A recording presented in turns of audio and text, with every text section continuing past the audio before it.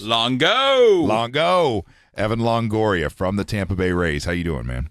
It's all good. It's all good. How are you guys doing? Doing all right. It's a pleasure to have you on the phone finally. Now, I want to run a little something by you. Ready? Okay. All right. I'm going to run by you a professional analysis from the beginning of the year, and you grade me A through F or worse. Ready? Okay. Beginning of the year, I said, they shouldn't bring up Evan Longoria. They should keep him down in, AAA and bring him up later on in the season because of the way his contract lays out. That way we have more of him on the backside of his deal. You want me to grade that? Yeah, grade that A to F. Based on your analysis? Yes. You can tell him it sucks. Yeah, it sucks. Yeah, it was an F minus. Big F minus on that one. Well, what are you going to do? Sometimes you get them right and sometimes you don't get them right. Yeah. Looking back in the year right now, and there's still so much baseball to play, but looking back in the year right now, when I ask this question, what's the first moment that pops out in your head? Is it your first home run when you were up? Was it the grand slam earlier in the year? No, I'd have to say neither. I'd have to say that champagne celebration at home after we clinched. I mean, to come from what we've been, in the past 10 years of this franchise to now, it's kind of the culmination of all our hard work, Is there anybody that's underage on the team that couldn't participate in the celebration? No, I think I'm the youngest. Maybe Price might be a little younger. I'm not too sure, but I think 22 is the youngest. In this season and coming up and starting out as a rookie, but I mean, you're a rookie, yeah, but you're also, to use a baseball terminology here, you're a stud. So there's a lot expected of you. What one or two guys on the team has made that transition the easiest for you this year? I'd have to say Eric Hinsky, number one. I mean, really? He's been my I don't want to say my closest friend, but the guy who I'm with most of the time when I'm on the road, and I've done most of the talking, to him and just about his experiences and how to handle things. So I'd say him and Cliff Floyd, in combination have been the best. So if you were to get a best friend's necklace and break it apart, he would be the B. Fry and you'd be the St. Ends? Yeah, it would definitely be Eric. Hey, do you have a fantasy football team at all, Evan? I don't. I watch these guys play, but I don't follow football enough to play.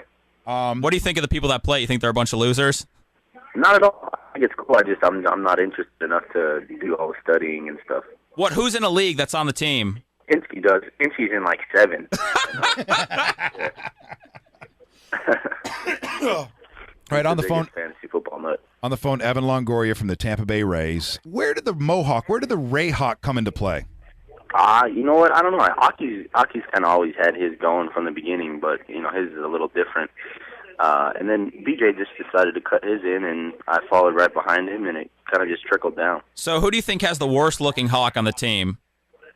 Ben Zobrist. He actually cut it up. He actually shortened it up, but I'd say from the beginning, I mean, his hair was so long, and he just went, balls to the wall, basically, and cut it all off on the side. So it was a pretty bad look, but he shortened it up, and it looks better now. That's who I thought looked the worst, too. Would you even classify Coach Madden's as a Mohawk?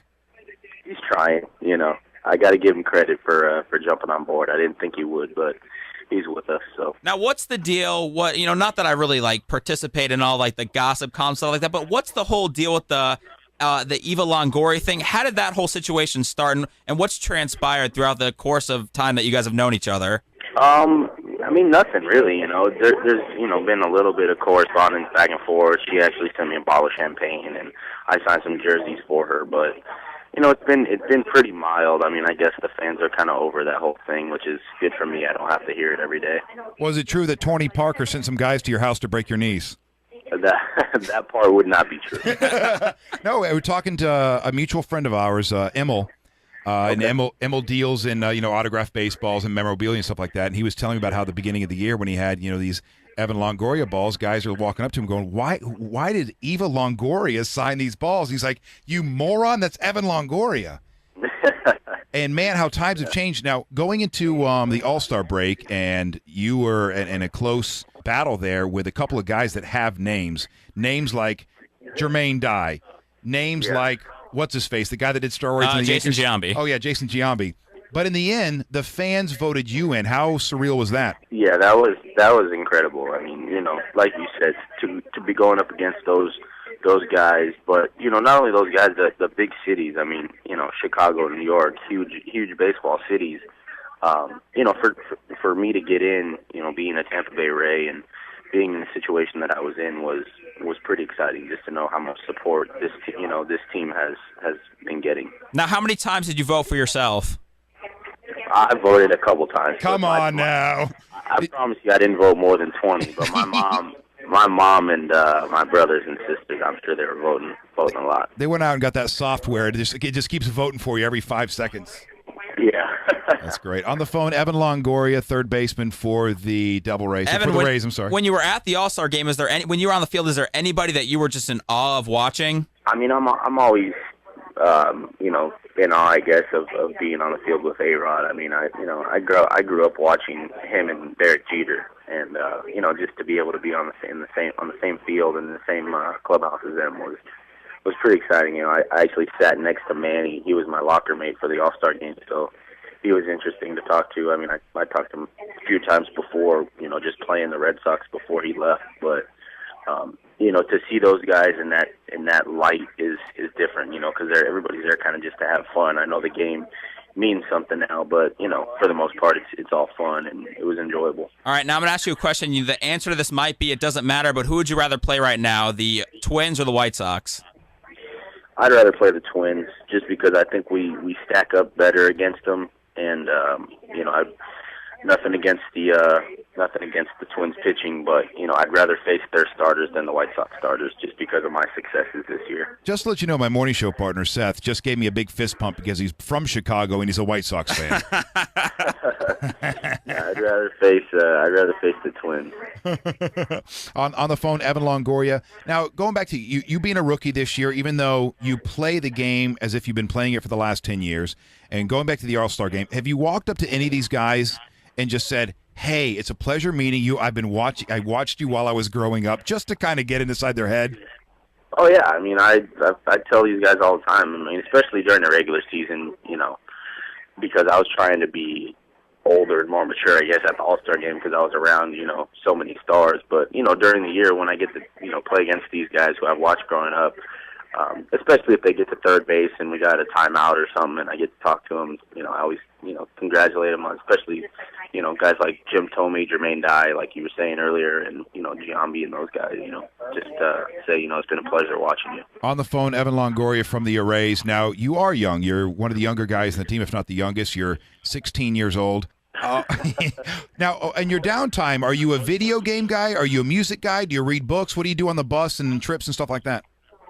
I'd say video. I play video games when I'm at home, but when I'm on the road, I got an iPod Touch that has movies on it and stuff. So I watch.